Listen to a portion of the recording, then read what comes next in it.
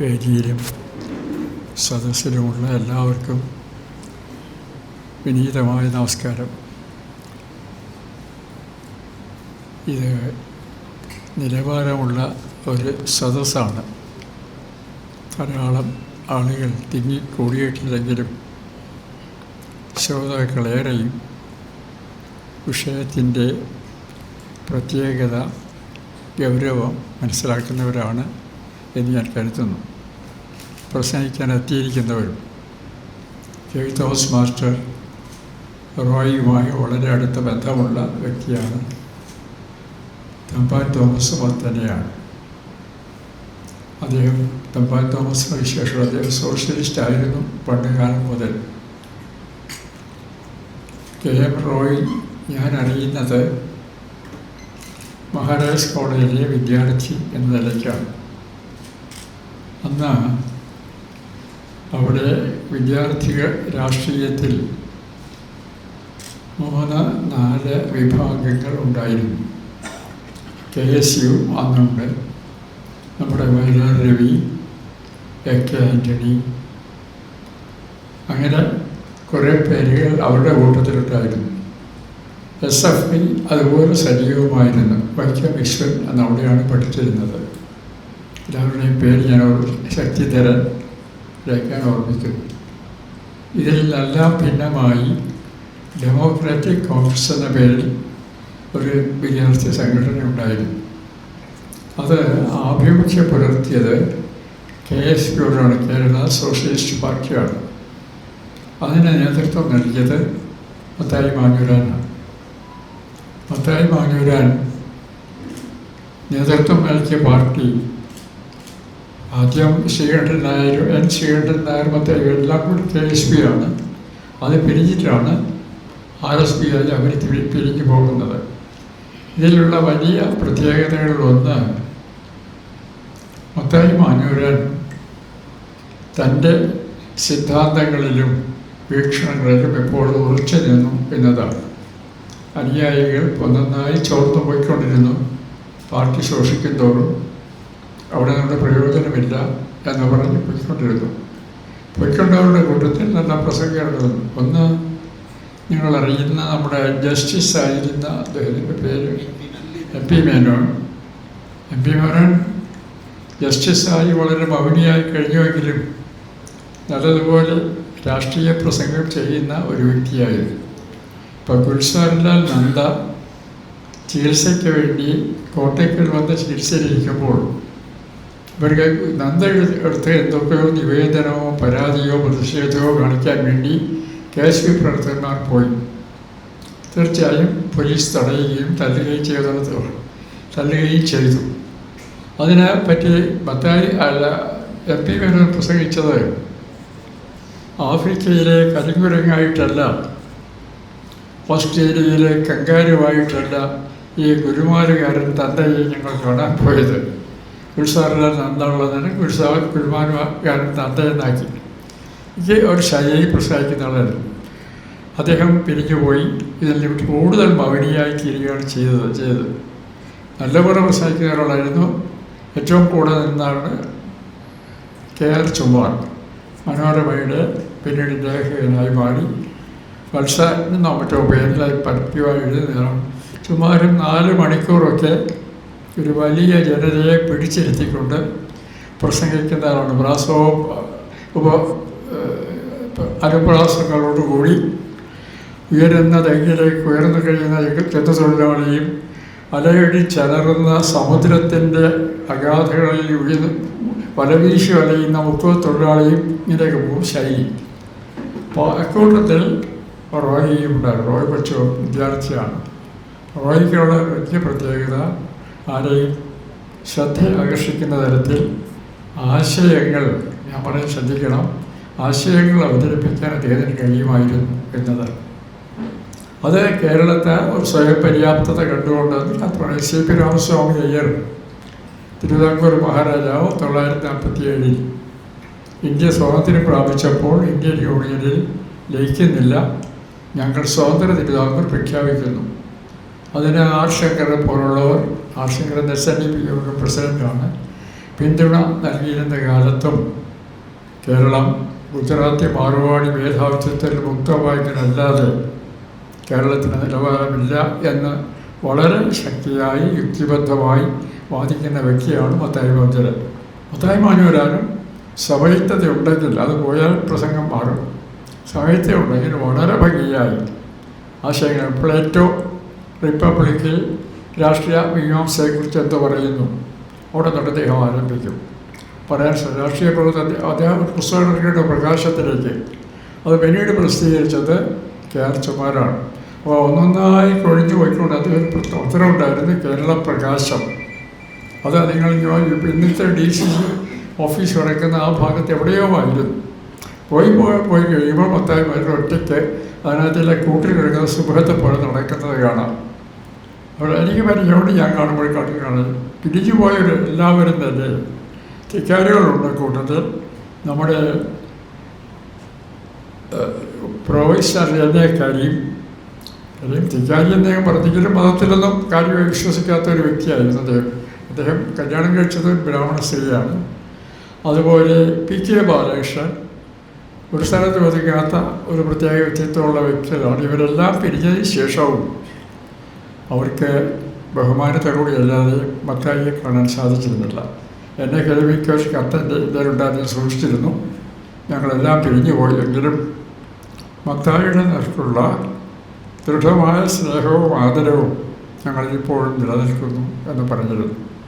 അത് വെച്ചുകൊണ്ട് കേരള പ്രകാശ ഓഫീസിൽ എപ്പോഴും വരുന്ന ഒരു വ്യക്തി വിദ്യാർത്ഥിയായിരുന്ന കാലവും അതിന് ശേഷവും അത് നമ്മുടെ KM റോയിയായി എപ്പോഴും നിന്നുകൊണ്ട് വായിച്ചുകൊണ്ട് എന്നാൽ തന്നെ വിളിച്ചുകൊണ്ട് പോയി ചില ലേഖനങ്ങളൊക്കെ അതിനകത്ത് എഴുതിയിട്ടുള്ളൂ.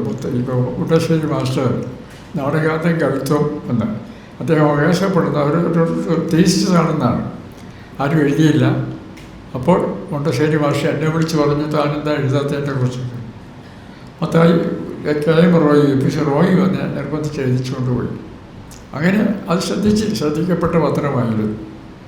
അങ്ങനെ കോളേജിൽ നിൽക്കുന്ന കാലത്ത് എതിർക്കുന്നത് ആന്റണി മറ്റ് പലരെയുമാണ്. അന്ന് TVR ഷേണായുടെ പഠിക്കുന്നുണ്ട്. ഷേണായുടെ ഭാര്യയായ അന്ന് അവിടെ സരോജം മലയാളം MA പഠിക്കുകയാണ്. അവർ പ്രണയബദ്ധരായിരുന്നു.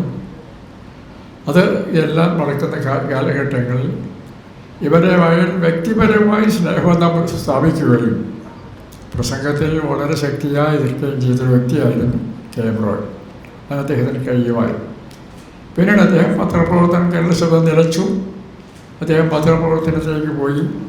മംഗളത്തിൻ്റെ പത്രാധിപരെ നിങ്ങൾക്കറിയാം. PTIയുടെ മേധാവിയായിരുന്നു. അഖിലേന്ത്യാ തലത്തിൽ തന്നെ ഇംഗ്ലീഷും മലയാളവും ഭംഗിയായി എഴുതുന്ന ഒരു വ്യക്തിയാണ്. അദ്ദേഹത്തെ പറ്റി എന്നോട് പ്രശംസാപരമായി പറഞ്ഞിട്ടുള്ളൊരു വ്യക്തിയും PK ബാലകൃഷ്ണൻ. തന്നേക്കാൾ കരുത്തനായ മികച്ച ഒരാൾ വേറെ ഇല്ലെന്ന് വിശ്വസിക്കുന്ന ആളാണ് ബാലകൃഷ്ണൻ. ബാലകൃഷ്ണൻ പറയും KM റോയ് അങ്ങനെയാണെങ്കിലും. എനിക്ക് തന്നെ ഒരു കോൺട്രവേഴ്ഷ്യലായിട്ടാണ്. ഞാനിങ്ങനെ പബ്ലിക് ലൈഫിൽ അധികമായിട്ടില്ല.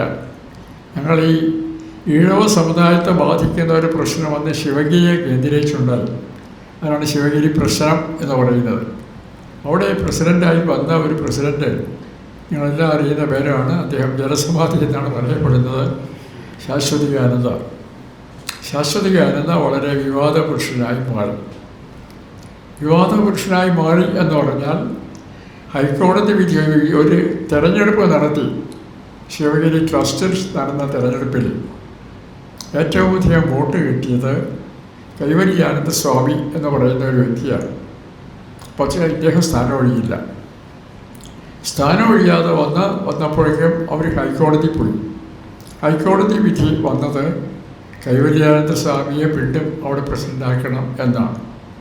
അതാക്കാൻ അപ്പോഴും വിസമയുടെ സമരസ് കൈപ്പറ്റാതിരിക്കാൻ ശാശ്വതികാനന്ദ അവിടെ തന്നെ ഒരു തരം അണ്ടർഗ്രൗണ്ട് ഇവിടെയൊക്കെ BTH രംഗവും താമസിക്കുകയും ഒരു ശിവഗിരി സംരക്ഷണ സേന ഉണ്ടാക്കുകയും ചെയ്തത് മദനിയുമായി ചേർന്നുകൊണ്ടാണ്. മദനിയുടെ സംഘത്തിലുള്ള ആളുകൾ അവരെ കൊണ്ടുവന്ന് ഇതിനകത്ത് കൊണ്ടുവന്ന് ചേർത്തു. അവരാണ് ഇതിൻ്റെ സംരക്ഷണ സേനയായിട്ട് കൊണ്ടുവന്നത്. ഞാൻ ആ ഇടത്തിൽ ദുബായിൽ പോയിരുന്നു. അപ്പോൾ അവിടെ എനിക്ക് പരിചയമുള്ളൊരു മുഹമ്മദ് എന്നെ കേട്ട് പറഞ്ഞു, എന്നെയും സ്വാമിയൊന്ന് മദനി വിളിച്ചതാണ്, ഞാൻ പോയില്ല, ശരിയല്ലല്ലോ പക്ഷേ നമ്മൾ പോകുന്ന അവിടെ എന്ന് അദ്ദേഹം എന്നോട് പറഞ്ഞു. അപ്പം അതിൻ്റെ ഈ യാഥാർത്ഥ്യമെല്ലാം വന്ന് ശാശ്വതികാനന്ദയുടെ അവസാനത്തെ ഒരു പ്രസ്താവന. ഇപ്പോൾ മലയാള പത്രങ്ങളിൽ എല്ലാം പലതും ആ വഴിക്കായി തിരിഞ്ഞു. ഇത് സുലഭമായി പണമാണ്. ഒരു റിപ്പോർട്ടർ ചെല്ലുകയാണെങ്കിൽ അവർ പോക്കറ്റിൽ കവർ കൊടുക്കും, അതെല്ലാം കൊടുത്ത് വെച്ചിട്ട് അദ്ദേഹം എന്നോട് പറഞ്ഞത്, ഈ കൈവല്യാനന്ദ സ്വാമിക്ക് എന്തായാലും സ്ഥാനം കൊടുക്കില്ല, ഒഴിയാൻ പോകുന്നവരെ സംരക്ഷിക്കും എന്നാണ്.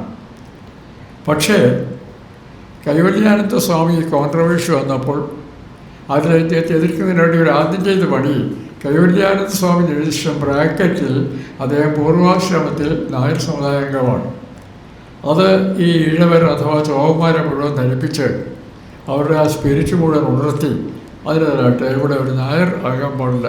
ആര് മതം ഏതായാലും മനുഷ്യൻ എന്നാൽ മതി, മനുഷ്യത്വമാണ് മതം എന്ന് പറയുന്ന ഒരു ഗുരുവിൻ്റെ പേരിലാണ് ചെയ്യുന്നത്.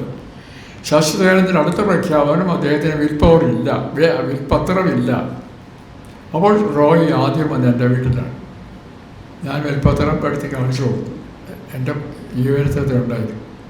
വളരെ ധൈര്യമായി എല്ലാ പത്രക്കാരുടെയും ഐക്യതയ്ക്കെതിരായി അതെഴുതിയത് KM റോയിയായിരുന്നു. ഒരാളെന്ന് എഴുതിയില്ല, ഒന്നും വായിക്കാതെ സത്യം എഴുതും എന്ന് പറഞ്ഞുകൊണ്ട് സത്യം എഴുതിയൊരു വ്യക്തിയാണ്. അന്ന് സുകുമാർ എഴുതിക്കോടെ ആ കക്ഷത്ത് പോയി. ആദ്യം എതിരാളി കക്ഷത്ത് ഇരുന്നു, പിന്നീട് ഇത് ശവഗിരിയാണെന്ന് പറഞ്ഞുകൊണ്ട് ശാശ്വതാനന്ദ പക്ഷത്ത് പോയി. അദ്ദേഹം എനിക്ക് അയച്ചൊരു കത്ത്, ശാശ്വതികാനന്ദ, സൂക്ഷ്മാനന്ദ തുടങ്ങിയ അധമന്മാർ എങ്ങനെ ഗുരുവുമായി ബന്ധപ്പെടുന്നത് കാണാൻ കഴിയുന്നതാണ്. അപ്പോൾ ഞാൻ ആ കത്ത് പത്രക്കാർ കൊടുത്തു. അവളാണ് നിന്ന് മറ്റേ കക്ഷി നിൽക്കുന്നത്. പത്രക്കാർ ഒറ്റ പത്രം ഇട്ടില്ല, അതിട്ടത് KM റോയ് മാത്രമാണ്. അപ്പം അങ്ങനെ എല്ലാ കാര്യങ്ങളിലും പത്രപ്രവർത്തകൻ്റെ സത്യസന്ധത അത്യന്തം ധീരമായി അദ്ദേഹം പ്രവർത്തകന് ചെയ്തു എന്ന് മാത്രമല്ല, തന്നെ എതിർത്ത ഒരു കോളേജിൽ വെച്ച് അവരൊക്കെ വളരെ സൗഹാർദ്ദം.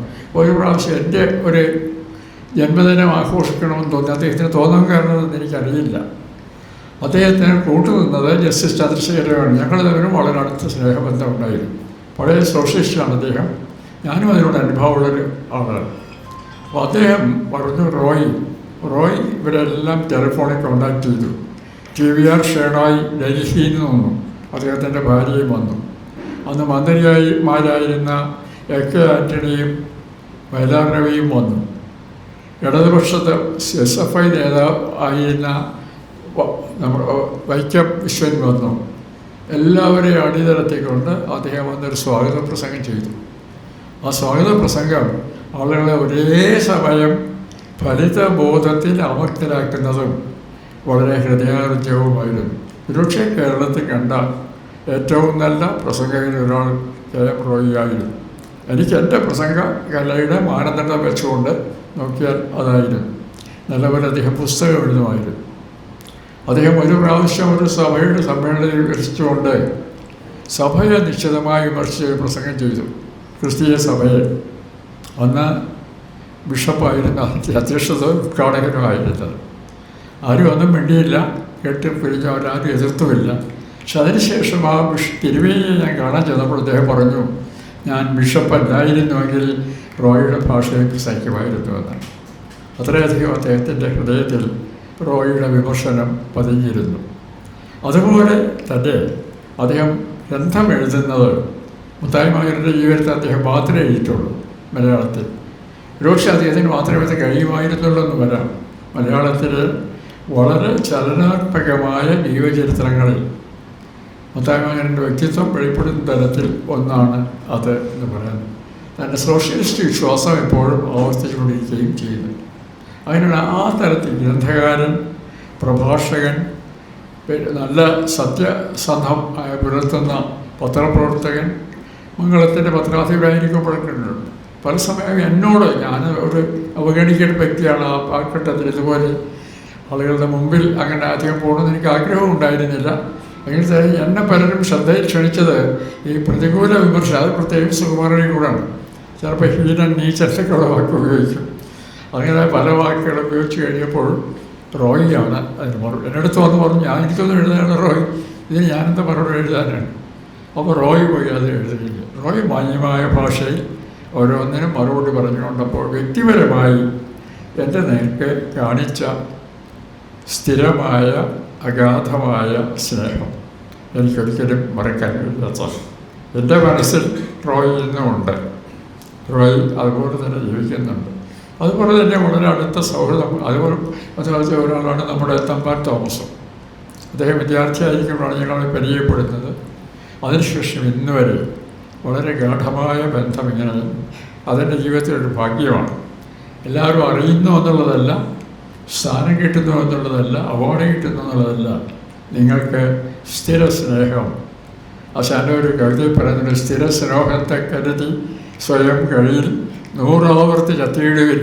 100 ആവർത്തി ചാകാനാണ് ആശാൻ ഉപദേശിക്കുന്നത്. അപ്പോൾ അത്തരത്തിലുള്ള സ്ഥിര സ്നേഹത്തിൻ്റെ ഉജ്ജ്വലമായ പ്രതീകമായി കാലയവനികൾക്കുള്ളിൽ മടങ്ങുമെങ്കിലും റോയ് എൻ്റെ മനസ്സിൽ ഇന്നും നിലനിൽക്കുന്നു. നിങ്ങളാരും അദ്ദേഹത്തെ അറിയിച്ചിട്ടുണ്ടെന്ന് എനിക്ക് തോന്നുന്നില്ല. വളരെ അടുത്ത തോമസ് ജേക്കബിന് അറിയാം അദ്ദേഹത്തെ, മലയാള മനോരമയിൽ. എനിക്ക് ചുരുക്കം പേര് മാത്രം അറിയുന്ന ഒരു വ്യക്തിത്വത്തിൻ്റെ ഉടമയായിരുന്നു. അദ്ദേഹത്തിൻ്റെ പുസ്തകങ്ങൾ ഇപ്പോൾ ഒരുപാട് പുസ്തകങ്ങൾ പ്രകാശിതമാകുന്നു. അനുദിനം വീണ്ടും പ്രകാശിപ്പിക്കുന്നത് ഇന്ന് പരിക്ഷീണമായി തീർന്നിരിക്കുന്ന ചിന്താശക്തി ഉണർത്തുന്നതിന് ഉപകരിക്കും എന്നാണ് എൻ്റെ വിചാരം. അതിനുള്ള പരിശ്രമം കൂടി അദ്ദേഹത്തിൻ്റെ പേരിലുള്ള ഫൗണ്ടേഷൻ ശ്രമിച്ചാൽ എൻ്റെ അവസാനത്തെ അഭിലാഷത്തിൽ ഒന്ന് അതായി തീരും എന്ന് ഞാൻ കരുതുന്നു. അഭിലാഷപ്രാപ്തി ഇത്രയും വാക്കുകൾ മാത്രം പറഞ്ഞുകൊണ്ട് ഈ സമ്മേളനം വിനയപൂർവ്വം ഞാൻ ഉദ്ഘാടനം ചെയ്തു.